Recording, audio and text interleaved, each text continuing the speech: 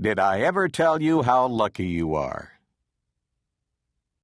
When I was quite young and quite small for my size, I met an old man in the desert of Dries, and he sang me a song I will never forget. At least, well, I haven't forgotten it yet. He sat in a terribly prickly place, but he sang with a sunny, sweet smile on his face. When you think things are bad, when you feel sour and blue, when you start to get mad, you should do what I do. Just tell yourself, ducky, you're really quite lucky. Some people are much more, oh, ever so much more, oh, muchly much more unlucky than you. Be glad you don't work on the Bungle Bung Bridge that they're building across Booba Bay at Bum Ridge. It's a troublesome world.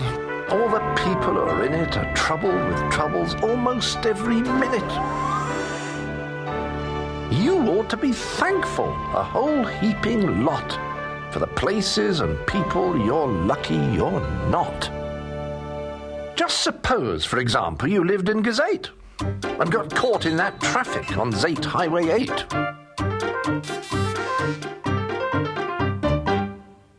Or suppose, just for instance, you lived in Gazette with your bedroom up here and your bathroom up there.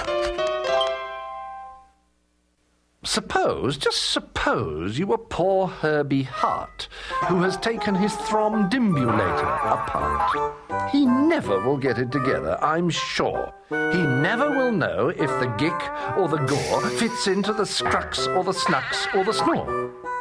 Yes, ducky, you're lucky you're not Herby Hart, who has taken his thromdimbulator apart. Think they work you too hard? Think of poor Ali Sard.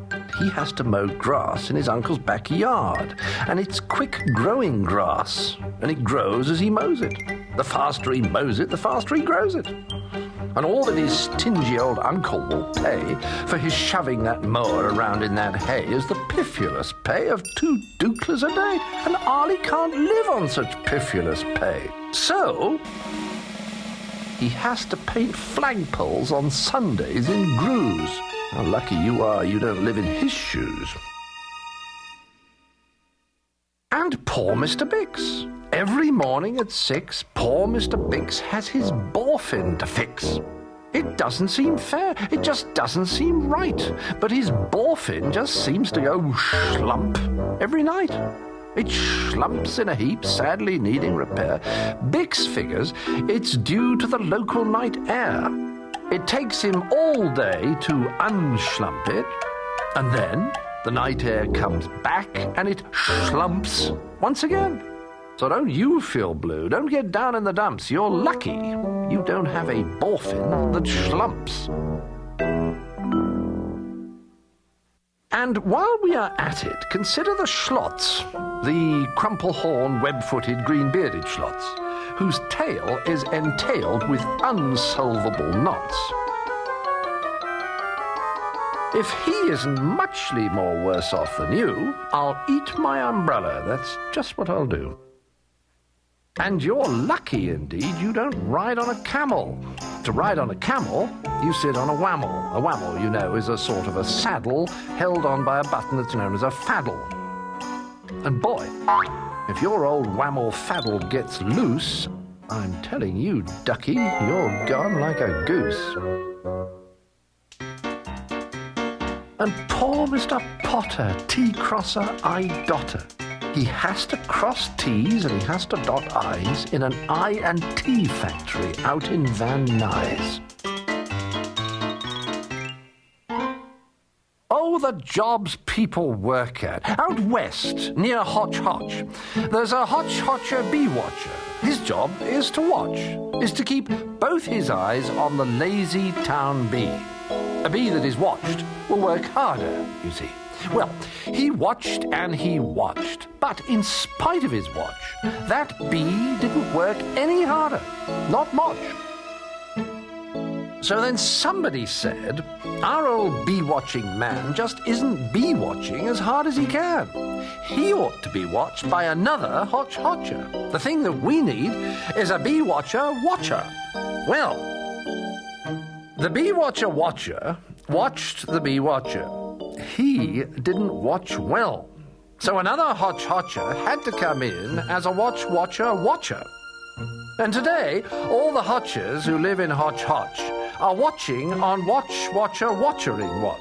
Watch-watching the watcher who's watching that bee. You're not a hotch-watcher, you're lucky, you see?